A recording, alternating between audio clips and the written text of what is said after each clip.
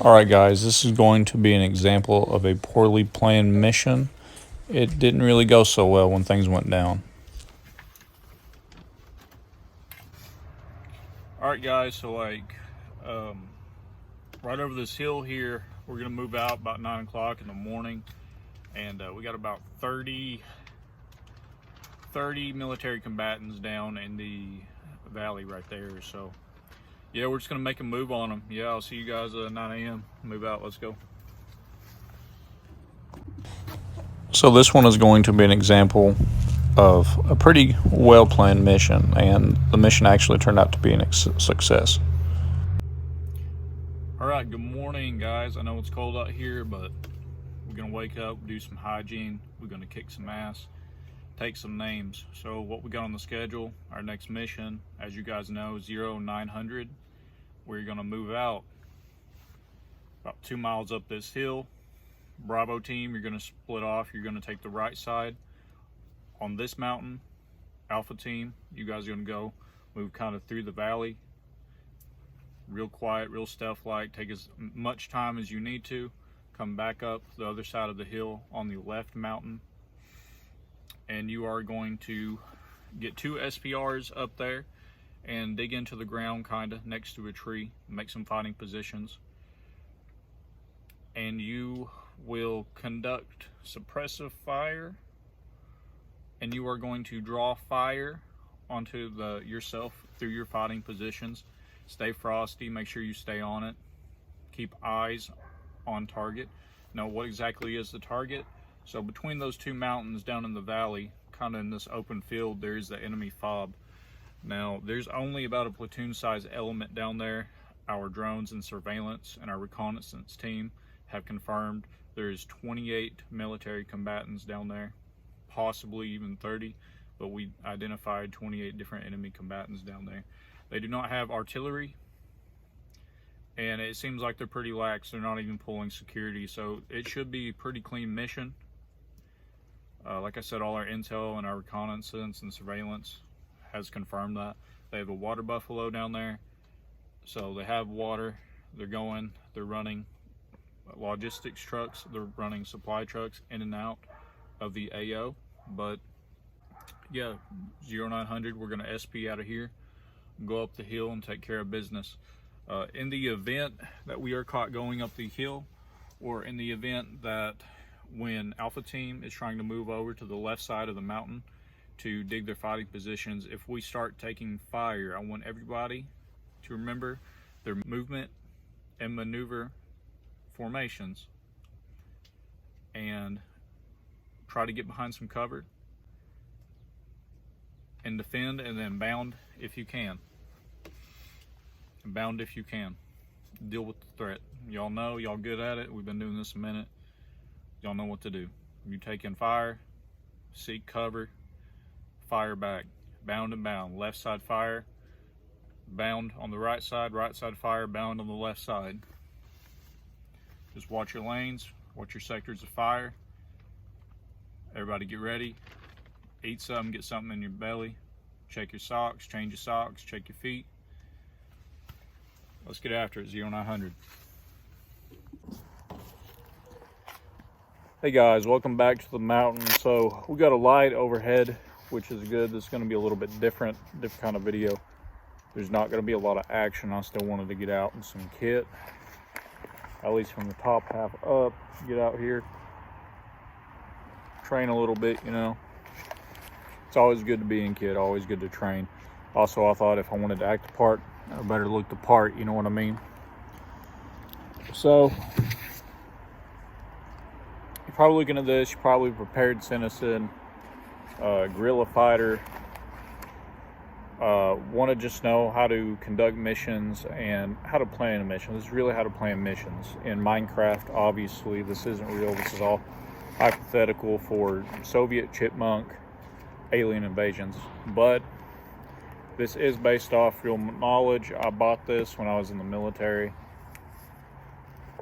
It's called The Military Decision-Making Process. It is by Spencer Beatty. I believe he was a lieutenant colonel or something, that variety. He was a very high-ranking military officer.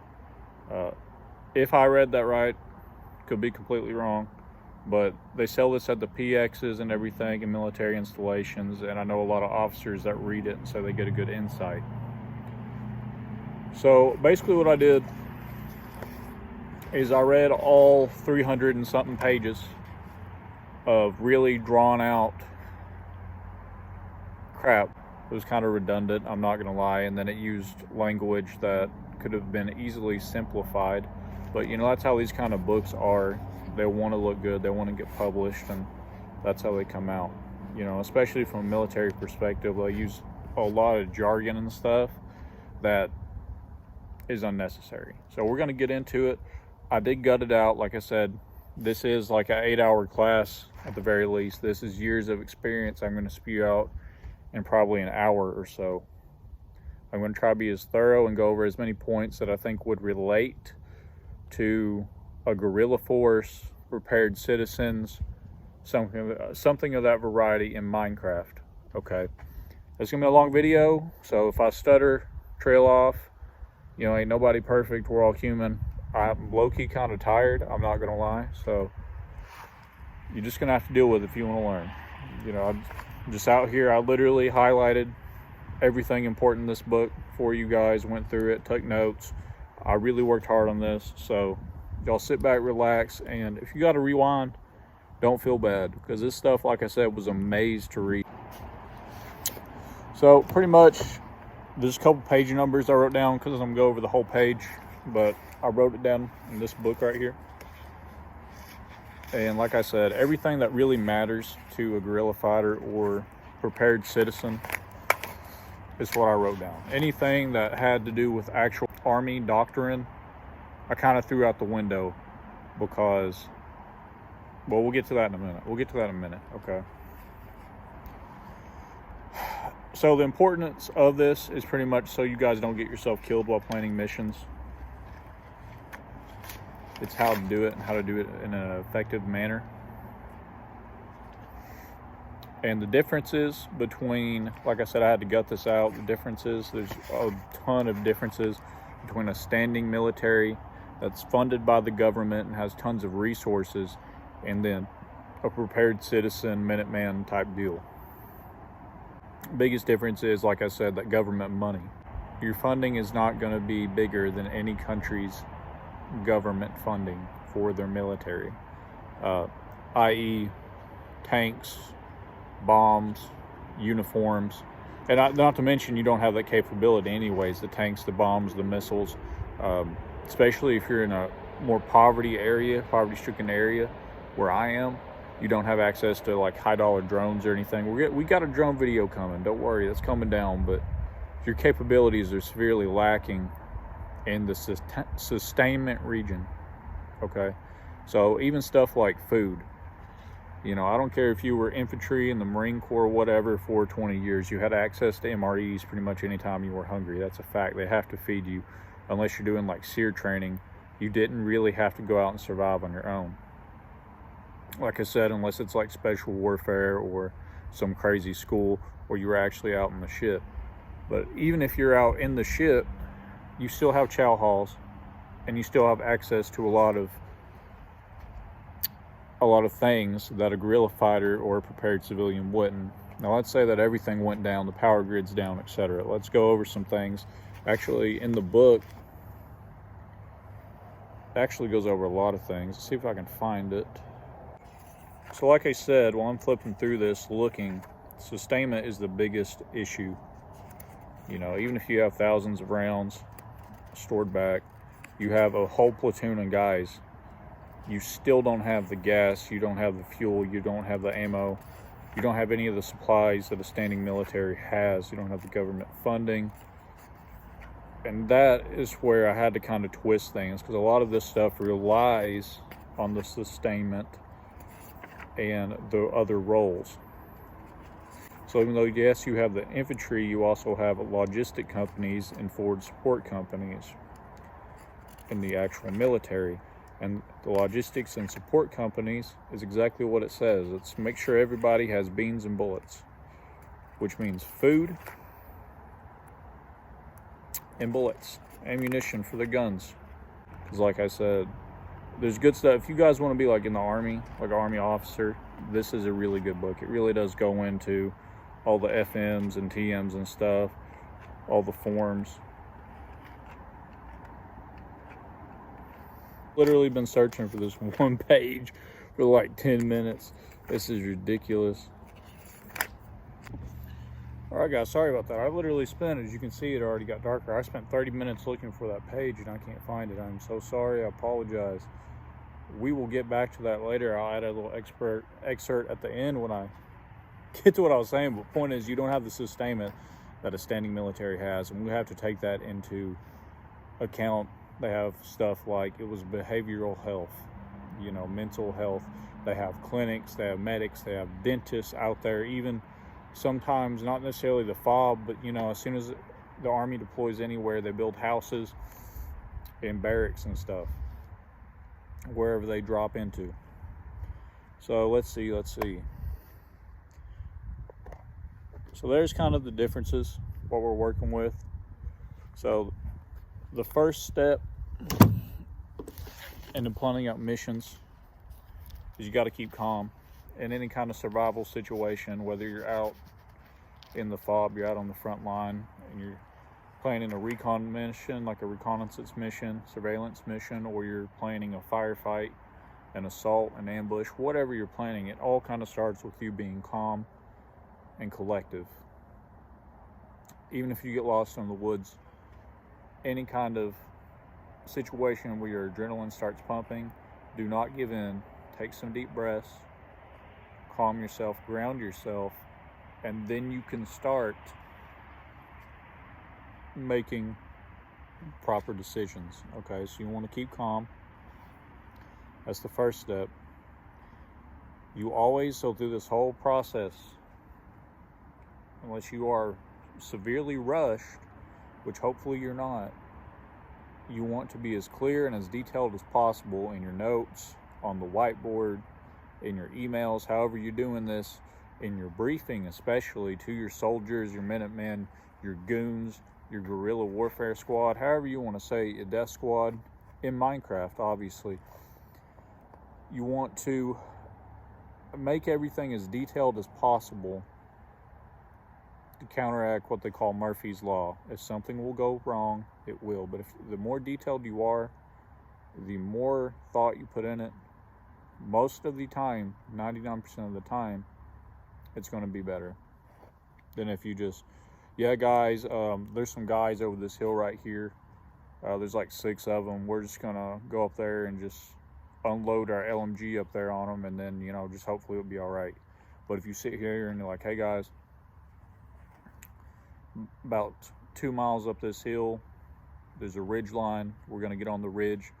We're going to be 60 meters apart.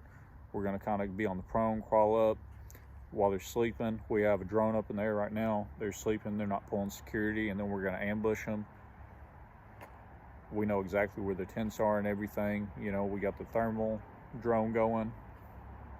You know, and you're kind of redundant about it, but you keep assuring them that everything's good and stuff, and then that kind of in turn boosts them morale. They're like, hell yeah, let's go do this. And then boom, you just pulled off a successful mission. You give them a time, you give them, you know, time, place, the direction to go in, a map if you have it. You show them screenshots or video from the drone doing the surveillance. That not only makes your team and your men feel more comfortable, but it kind of, not so ups your ego, but it makes you more confident in the plan. The more info and information that you have, the more intelligence that you have and surveillance capabilities, and the more that you know, the smoother and better that it can be for you and your team. But as you're making this plan, through the whole process, you want to stay clear and detailed. And I'm making these scenarios up as I go, so that's why that was a little botched, okay? All right, the next step, this is kind of cynical, but it makes sense. You need to know who you can trust. Even that man beside you, if you don't know him, if you don't know your team, if you are a leader in your guerrilla squad, team leader, squad leader, commander, platoon leader, however you have it set up, whatever kind of rank structure you have, which I do recommend every guerrilla team have a rank structure. Somebody has to be in charge to make the hard decisions. If not, it's going to fall within. It's going to cripple within. Every team needs a leader. It won't work. If it's just a bunch of your friends, it'll be good. It might even be good a mission or two, and then after that, somebody's going to have to take charge, or it's just going to fall apart. Y'all, as soon as the first big disagreement comes, and there's no one to be like, I'm the leader, I say it, you're going to disband, and then everybody's going to get killed. Or worse, you're going to end up killing each other because y'all already been through some months of shit and hell together, and then it just happens. Somebody snaps. So you need a team. You need a leader. You need some sort of structure. Apes together strong with structure. So you definitely need to know who you can trust. You need to know your team. You need to keep a book. In the military, they usually keep a leader's book, especially squad leaders and team leaders. They got social security numbers, they got phone numbers, they got emails, they got hobbies, what you like to do. Now, I wouldn't do all that. I definitely put down a blood type. I put down what they do on the more civilian side, like what they do for a career, what they're good at. I put down their hobbies. And I would get to know your men, because that, especially in the kind of scenario we're talking about, you need that camaraderie. You need that to survive and to keep your morale high. Because in a situation like this, it could be a week and everything's good, or it could be years. So when you go out and you train, you just need to know, even if you barely know them at first, you need to get to know them. Go out to the bar or something together, because that's your brother. He's got your back, you got his. Okay, so you keep a leader's book. You know a lot about your men or women, however you want to say it. You want to know who you can trust out of your team. And really, especially on the civilian side, you need trust with everybody. I'm just saying, you need to have trust. Let's see, you need to make time work for you. Now, I took this quote directly from the book. It said, time is the enemy within. I'm going to repeat that. Time is the enemy within. People get stressed out about deadlines. They get stressed out, well, what if the enemy gets to jump on us first, etc., etc. If you're stressing about time, all of the time, then you're not going to have any time to yourself to actually plan. Don't worry about time. It says some ways to help combat that and shorten the plan making process is get other people with experience. So if you have any veterans in your group, if you have any law enforcement, especially like SWAT members or MARSOC or like special operations, even if they're not the commanders, it would probably behoove you to get some knowledge from them, because they've probably done this once or twice. And I apologize, guys, it's getting dark, but I'm already halfway through this. We're just gonna go. I did a lot of research for this video, okay? So bear with me. We gooning tonight. We out in the moonlight, baby.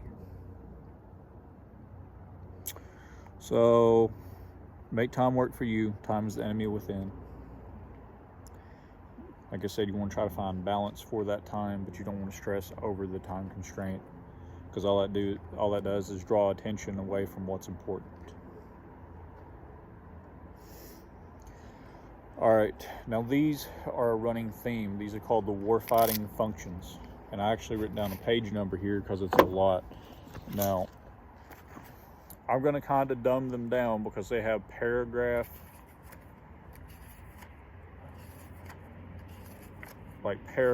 of what they are each.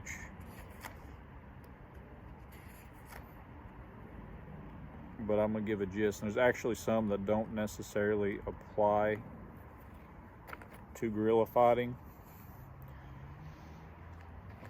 2-minute man type stuff.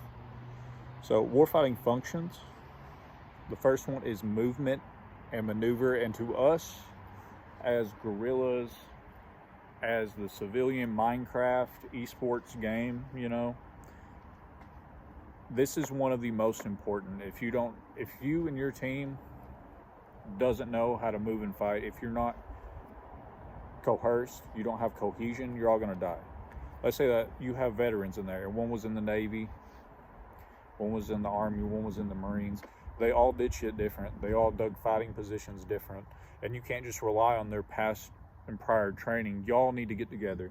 You guys need to get together and train on your own, make your own SOPs, or other way of saying that is make your own ways of doing things, like hand signals.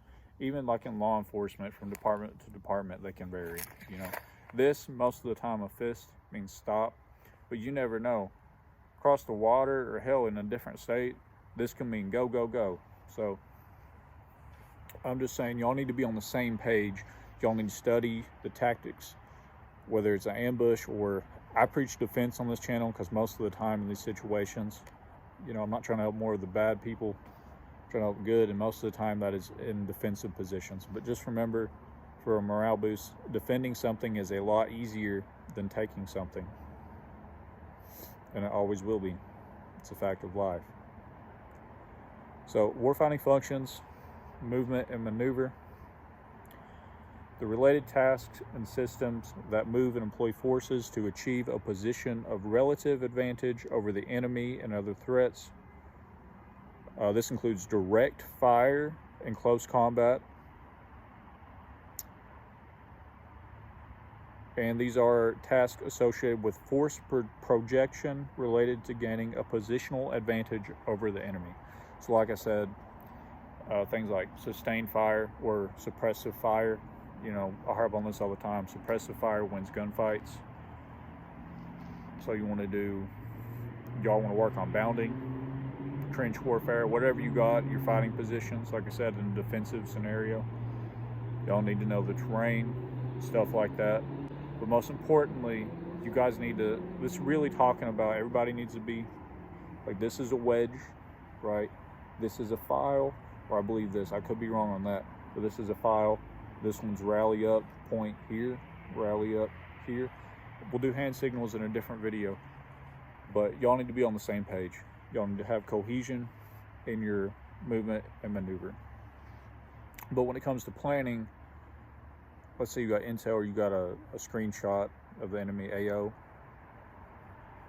right? And let's say you want to go take that over. They have groceries or whatever. They just took over a grocery store, and it's the only one in town.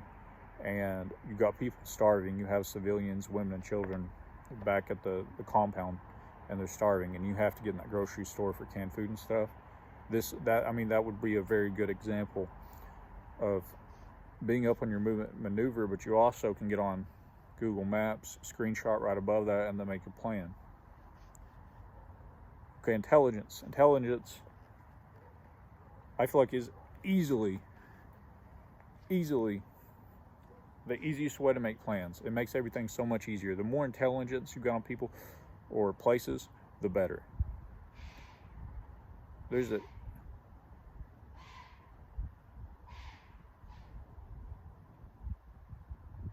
Y'all hear that? There's a deer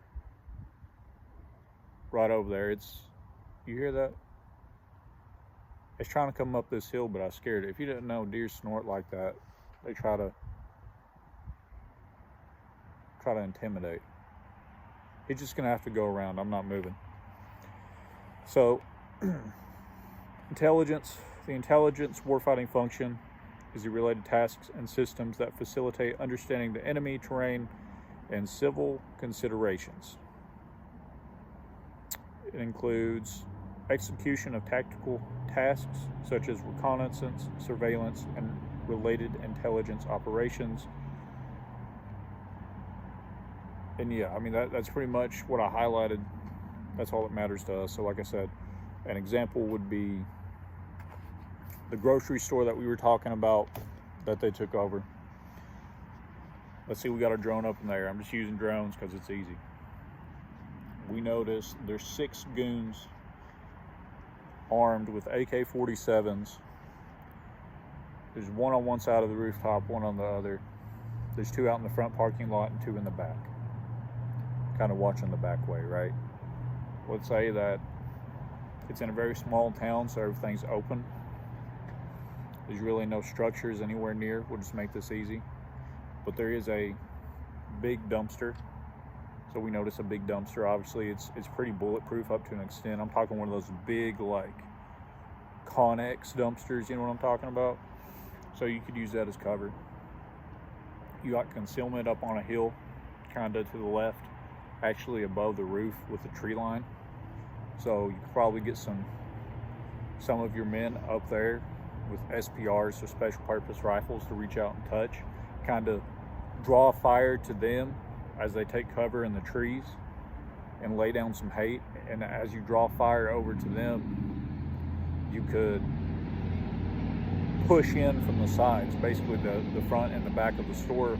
So while everybody's focused on the left, for the people that already dug in fighting positions and are behind trees and have cover up here, as they're drawing fire, you get people coming from the back side, and then you get people coming from the front, kind of at an angle so nobody's shooting at each other. There you go. Now, I know I just kind of went through that whole scenario. However, that intelligence, knowing there was 6 people right there, knowing that, let's say we know we didn't see any goons inside or anything, knowing the weapon they had, the weapon capabilities they had, knowing they didn't have any mines, they didn't have any explosives, just knowing the capability that they had, the fact that we knew that coming into it is a really big plus. Because let's say we didn't have intelligence, we didn't have a drone, right? We didn't know about that hillside, and then we try to come directly from the front, everybody up in a wedge. While in theory, we could have gotten a few of them, in most scenarios, just going directly towards the front, especially where they outgunned us, coming from ammo and just sustainment in general, because they had a whole government, whole battalion behind them. We lost that one. We didn't have enough intelligence. So intelligence, knowing the terrain, knowing the capabilities of the enemy, is extremely important. The more intelligence you have, the easier it is to make plans for missions, to run missions, okay? Now the next one's fires. Now I put NA right here. This is basically indirect fire, so air and missile defense and joint fires through the targeting process, so pretty much artillery. Now, we really don't have that, but if you did manage to take over some and somebody knew how to work it, then that would come into factor. I'm not really going to hit on that though, but that's artillery and stuff like that. And then the last one you have is sustainment. So sustainment, that does apply to us, but not exactly in the same way. So sustainment for us is you need to keep an inventory, you need to keep logistics of every round of ammo collectively that everyone has. Okay, you need to know how to work everyone's rifle. Your buddies, y'all need to switch when you train. Y'all need to have the same weapon. You all need to have an AR-15 platform. You could possibly get by with an AR-10 one person. We'll go over squads later on, like how I suggest you guys be set up. But an AR-15 and 5.56, that needs to be your guys' fighting rifle. Okay, unless you guys decide to run AKs, but everybody needs that. Everybody, repeat, everybody needs to have the same thing with the same capabilities, that takes the same ammunition and has the same manual of arms. That is the most important thing besides knowing how to use it, because if mine jams up and you're dead, your buddy's dead over here, I can pick his up and go at it. I mean, that's morbid, but that's facts. You don't see anybody, any structured militaries running around with random mass weapons. They have a guy with a 1022 over here. That's no, everything has a purpose. The mags fit and everything. Even one of these mags fit in an M249 SAW machine gun. Yes, they're belt fed, but they can also take these mags. If you didn't know that, you can slap them in the side. It's like that for a reason, modularity. Okay. So sustainment, you know how much water, you know how much food. Basically, it's logistics and how long you can last. Obviously, if you had a platoon of people, let's say 30, 40 people, for a small mission like that grocery store, you could probably send 2 squads out, probably half your people, but would you really send if they're capable war fighters, would you really send every man out there and not leave any defenses back at your compound, quote unquote, in Minecraft? No, that would probably be dumb. Just in case that our intelligence was wrong and then we got ambushed from the sides, it would be you're losing 10 or so people versus all your people, and then everybody's dead. Okay. So sustainment. Like I said, water, food, etc. All right, we're gonna try to speed this up. We're about halfway there. About halfway there. So this one actually can go into anything, any kind of process or plan making. And this is the 5 W's. So who, what, why, when. Who, what, where, when, and why. And this ties into intelligence. You want to do it for your own people. Why are you there? What's your cause? Where you at? And what, who's there? And then you want to do it for your enemy as well. So, grocery store, that's where they are. The Save a Lot. I think that's what I said it was. What are they? They are a sustained military force.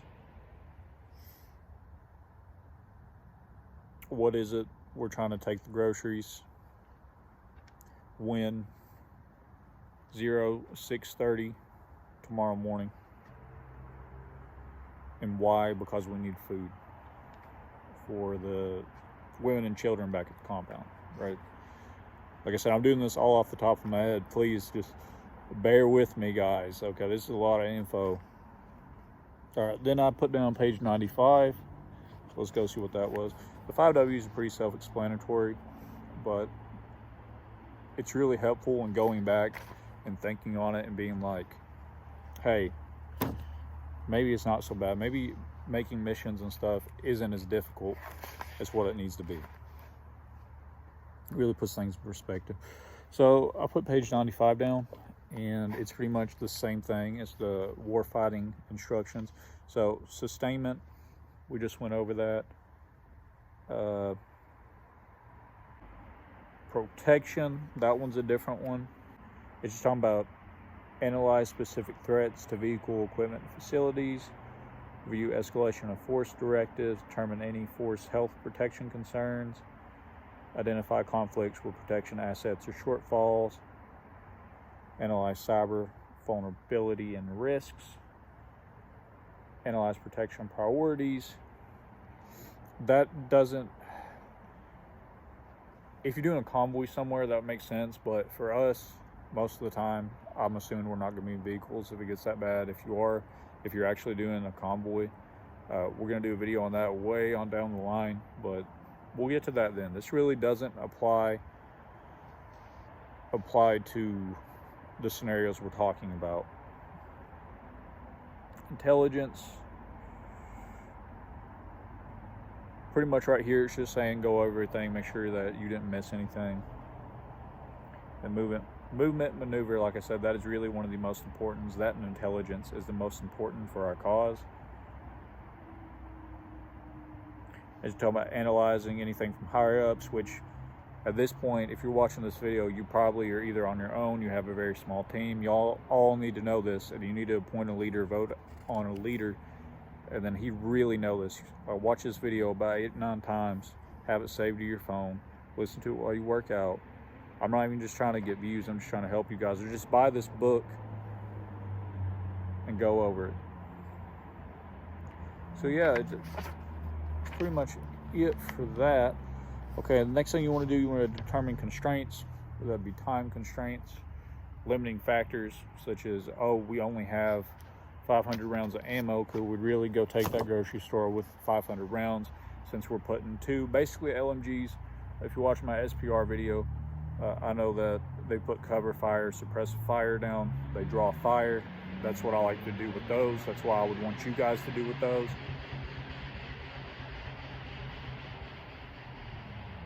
That's how I see them being done. That's personal opinion. We'll get to that more in the squad setup, but determine constraints. So like I said, time, food, ammo capability, you only got 500 rounds. with the drawing fire, would it really be worth the risk of getting the groceries? That would be totally up to you, but I don't know. Then you got to use your intel for risk management. So you want to minimize as many things. You want to identify cover. You want to make sure you guys taking water with them, because if they get pinned down somewhere, or if it's longer than they think, or they're just dehydrated because they're sweating bullets because they're getting shot at, they need to have water. They need to have like an MRE or like a can of something, chicken noodle soup or something. Okay, that's pretty much constraints. Use intel for risk management. You want to make assumptions. Now, I know that's crazy. Everybody's against assumptions, and I was too until I read about this. But really, you don't have all the details. With as much intelligence as you have, you don't know all the details. If you feel like it's a trap and it's an ambush and it's looking like one, like everything's too easy, well, you know what they say. If it looks too good to be true, it probably is. Well, that rings true for wars too, and guerrilla warfare. You kind of want to assume on that. You kind of want to assume on certain things. If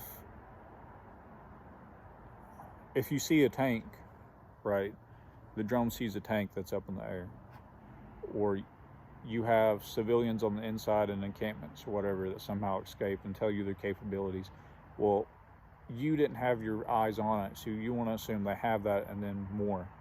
It's always good to assume they have more than what you see. So it is safe to assume sometimes if you're assuming in the right direction. So assuming that, I guess, being over cautious.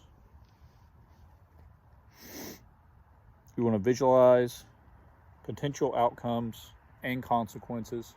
So like I was saying before, if you send all your men to that grocery store and it turned out to be a trap, and you got all your guys just got ate up, well, then the women and children back there, they're either getting enslaved, killed, raped, all three, whatever.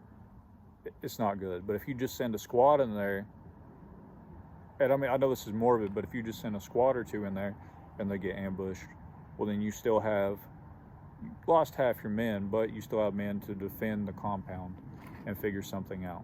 You still have another go, so to speak. Like I said, that's morbid. Hopefully none of this ever happens in Minecraft. You know, I really like my dirt house that I built. So,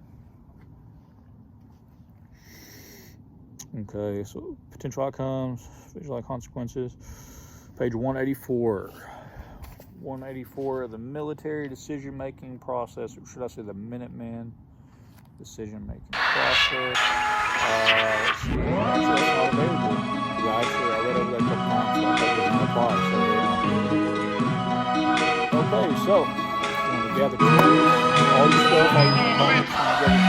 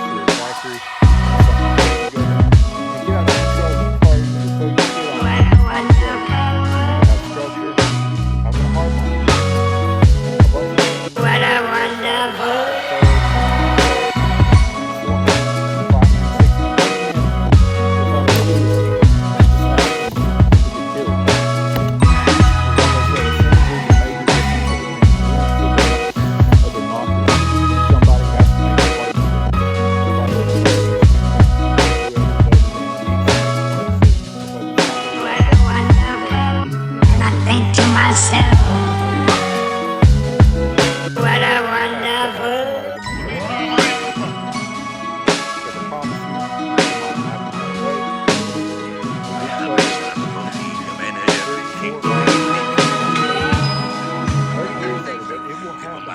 And when it does happen, it's not going to be pretty. It's going to tear everybody up within, and then everybody's going to get killed, or everybody's going to disband, and it's just not going to be all right. In Minecraft, obviously. So if you don't have a bayonet, get your bayonet, because it's not a rifle if it don't have bayonet capability, and it's not a rifle if it don't have bayonets. Hopefully you enjoyed this completely hypothetical, how to protect your base in Minecraft, and the process for planning out operations in your creative server. But yeah, guys, peace out. I'll see you next time on the mountain. Hopefully you enjoyed this. Let me know if I should do more drawn out, like, informational videos like this, for real. I know you guys like to see action, and everybody has short attention spans nowadays, but this stuff is really important. If you take this stuff seriously, the videos that I plan on making in the future are more about concepts, more about stability and concepts, and how I suggest you guys run things. So yeah, peace out. See you on the other side of the mountain.